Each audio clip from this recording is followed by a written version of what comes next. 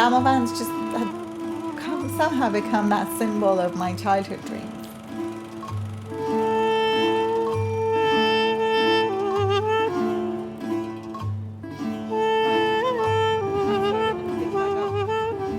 I guess it had two aims for me. One was just to take a group of people who are ski mountaineers to climb Damavand on skis and ski off it.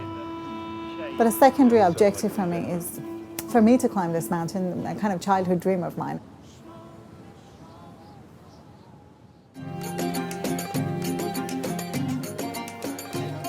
I know very little about Iran, I suppose, beyond what I know and read about in the media. I've read quite a few reports of people who've cycled around the world, and quite interestingly, almost all of them rank Iran as one of their top countries, both that most challenge their preconceptions, but also that it was one of the most hospitable and sort of friendly places they visited. Culturally, will be an interesting one.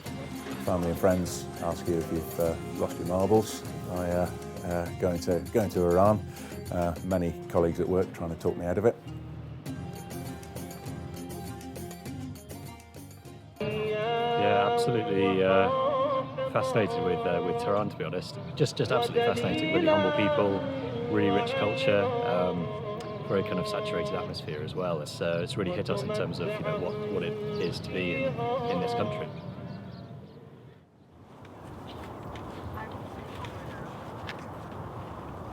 Started our acclimatization climb with Golizard. This whole kind of mountain is called Golizard. It's just such an amazing place. I mean, Damavand's view, just the backdrop.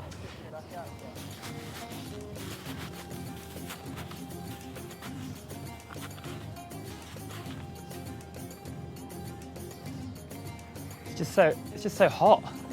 So it's too hot for a jacket, too hot for a hat, too hot for gloves.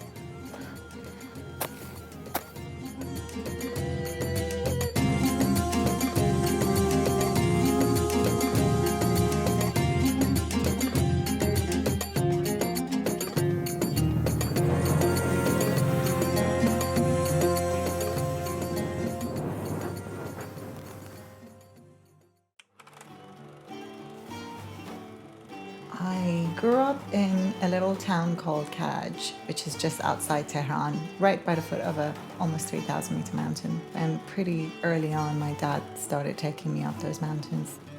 If I didn't have my dad climbing with me, I couldn't have gone on my own. You just couldn't. You needed a man in your life, either a dad or a big brother or an uncle. Down in the city, I was a girl. I was being treated differently. Whereas when I went to the mountains with my dad, I felt like an equal. I loved the fact that I could just sit and eat with my dad's friends.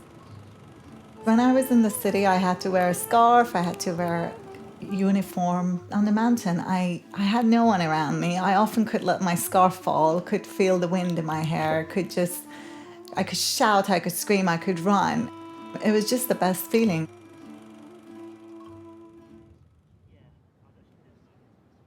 We've come about 1,000 meters where we're doing climbing Golizard. So we've gone from about 2,200 to 3,200 now. And there's the snow line, so we're going to be cross-country ski touring up to the base camp.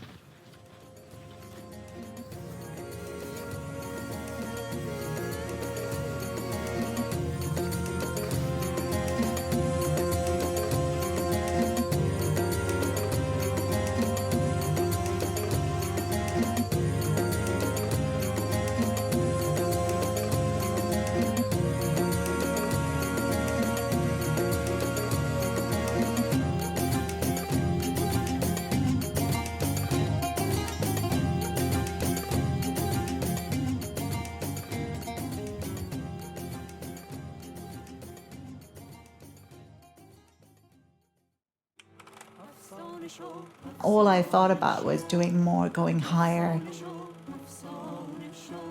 By the age of 9, 10, I had done the second and the third heist in Iran. My bedroom was just full of climbing books and anything that I could get hold of. Damavand was the big mountain to do in Iran, and my dad took it very seriously. I was 15 the year we wanted to do it together, But unfortunately, that was the year that my dad's health deteriorated and all of a sudden he started having problems with his heart.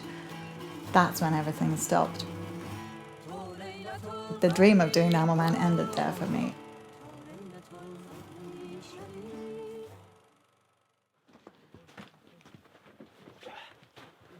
The porters have just set off with the loads. They're Afghani refugees, they work here as labourers. So they're going to take the load up to the high camp, which is the last camp or the advanced camp, right in the middle. It's located at 4,200 metres, so today we're gaining around 1,000 metres.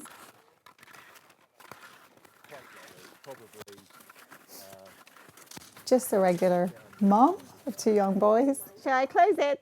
Yeah. Do you want a pillow, Arvin? There we go. And maybe a bottle, a pee bottle. Do you want a helmet? Because I grew up climbing in Iran with my dad up until 10 years ago. And then I moved here. So I feel like I'm in a great position to bridge that gap between Iran and the West. It's not a country where climbers could just head out there and go and climb. It's quite a difficult country to travel to, especially as British, Americans and Canadians. So I kind of feel like I'm in a position that I can help out with that.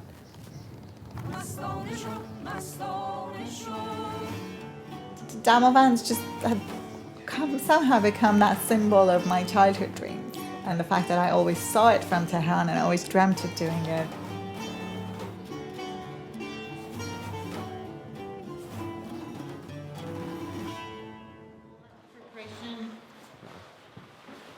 All that we've done is finally happening. So yeah, really excited. We all got up at 5 o'clock and got ready. I was going to walk up and the team was going to ski up.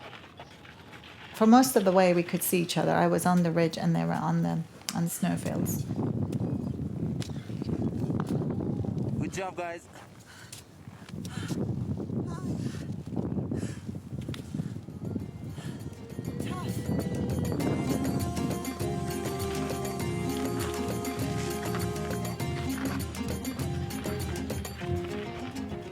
This is absolutely incredible. The prominence of this mountain, it just adds so much to it because you're not climbing in gullies and like valleys and surrounded by other peaks.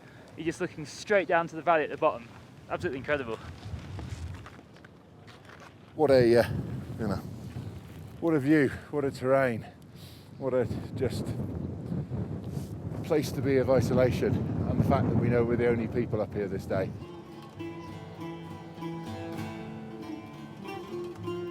As we were approaching the summit and we kind of hit 5,200 meters, I was being affected by the altitude and I started having a headache. I was starting to feel sick. My heart rate was really high. But then my friend just kind of pushed me on.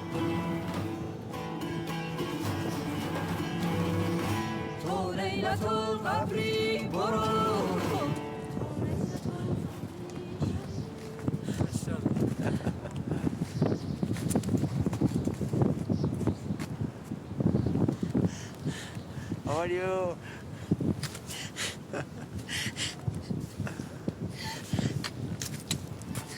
I always think about my dad when I get to the top of the mountains, but definitely I remembered him then. And I would have just loved to share that moment with him.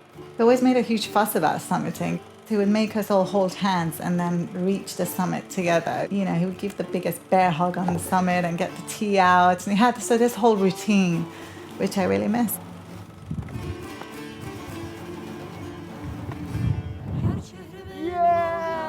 And there we have it. Top of Iran.